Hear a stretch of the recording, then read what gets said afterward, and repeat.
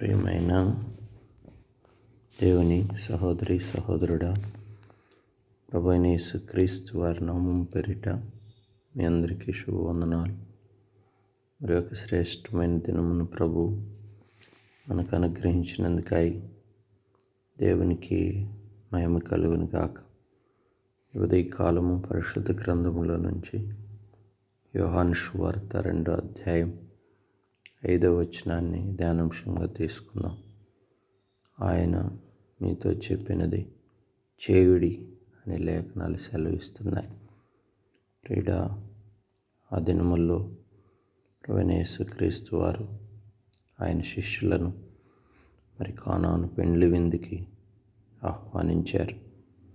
3వ దినమున పెండ్లి విందుకి వెళ్ళినప్పుడు పెండ్లి విందులో ద్రాక్షరసము మరి అయిపోయినప్పుడు మరి నీటిని 6 బాణాల నిండా మరి వారి పరిచారకులు నింపారు.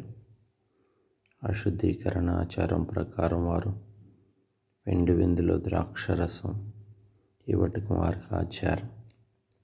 ఆ పద్ధతి ప్రకారం వారు ఇస్తున్నప్పుడు మరి ద్రాక్షరసం కొరత ఏర్పడినప్పుడు వారు ప్రభువు చెప్పినట్లుగా మరి మారు మాట్లాడకుండా పరిచారకులు నీటిని నింపినప్పుడు దేవుడు తండ్రి అయిన దేవునికి ప్రార్థన చేసినప్పుడు మరి ఆ నీరు ద్రాక్షరసంగా మార్చబడి మరి గొప్ప సూచక్రియ జరిగింది.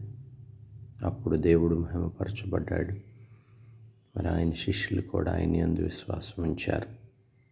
ప్రియుడా, ఈ వాక్యం ద్వారా మన ఆధ్యాత్మిక జీవితంలో లేఖనాల ప్రకారం మనకేం బోధిస్తుందంటే, మన ఆధ్యాత్మిక జీవితంలో కూడా మన యొక్క జీవితంలో మన కార్యములు, అనుదిన కార్యములు మనం చక్కబెట్టుకున్నట్టుకు దేవుని మహిమ కార్యాలు మన చుట్టూ ఉన్న చోట్ల మరి జరుగుటకు, గొప్ప సూచక్రియలు అద్భుతములు చేయబట్టు కొరకు, దేవుని ఆత్మకార్యాలు జరిగించబడటానికి మొట్టమొదట మన ఆధ్యాత్మిక జీవితంలో మనం ఆయన మాట వినాలి. ఆయన చెప్పినది మనం చేయాలి.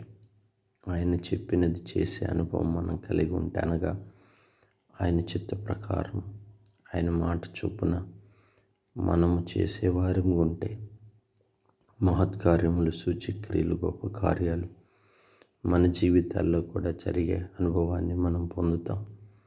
నిజంగా ఎంత గొప్ప అద్భుతం! నీరు ద్రాక్షరసముగా మార్చబడటం. మన జీవితాల్లో ఎన్నో కార్యములు మరి సాతాను అడ్డగిస్తుంది. మన కార్యాలు మనం కూడా అలాంటి మహత్కరమైన కార్యాలు మన జీవితాల్లో జరగకుండా శత్రువు మరి మన వడ్డీ అవకాశం ఉంది. మొట్టమొదటి అనుభవంలో మనము కూడా ఆయన చెప్పినది విని ఆయన చెప్పినది చేసే అనుభవంలోకి మనం వచ్చినప్పుడు దేవుడు ఆ కార్యములను చక్కబెడతాడు, కార్యములను జరిగిస్తాడు దేవుడు. కనుక మన కార్యాలు జరిగించడమే కాదు, అనేకులు మన చుట్టూ ఉన్నవారు కూడా విశ్వసించే అవకాశం కూడా ఉంది. అందుకనే మన జీవితాల్లో ఈ అనుభవాన్ని మనం కలిగి ఉందాం. అనుదిన మన జీవితంలో దేవుని మాట చొప్పున ఆయన చిత్త ప్రకారము జరిగించేవారుగా మన ఆత్మీయ జీవితాన్ని కట్టుకుందాం. ప్రార్థన చేసుకుందాం. పరిశుద్ధుడా, ప్రేమ కలిగిన తండ్రి, దయగలిగిన రాజా, సర్వాధికారి, నువ్వు చెప్పినది మేము చేయుట మాకు నేర్పించు. తద్వారా మా జీవితాల్లో కూడా మహిమ కార్యాలు, గొప్ప కార్యములు జరిగించబడటం, అనేకులు విశ్వాసంలోనికి రావటానికి కృప చూపుతురండి. మా ఆత్మీయ కుటుంబాలను మీరు కడుతురండి. ఈ దినమంతా మీ కృపలో సంఘంలో ఉన్న ప్రతి బిడ్డను జ్ఞాపకం చేసుకొని వారి కుటుంబాలను క్షేమస్థితిని దయచేయం. వ్యాధుల నుంచి విడిపిస్తురండి. ఆర్థిక కొదవులు తీర్చుము. శోధనల మీద జయం అనిపించుము. కాలపు కుటుంబ జీవితాల్లో యవనస్తులైన బిడ్డల భవిష్యత్తును కూడా దీవించి సహాయపడమని మీ నామానికే మహిమ తెచ్చుకుని మరొక శ్రేష్ఠ దినం అనుగ్రహించినందుకై స్తోత్రములు చెల్లిస్తూ యేసు నామమున ప్రార్థించి వేడుకుంటున్నాం తండ్రి. ఆమేన్.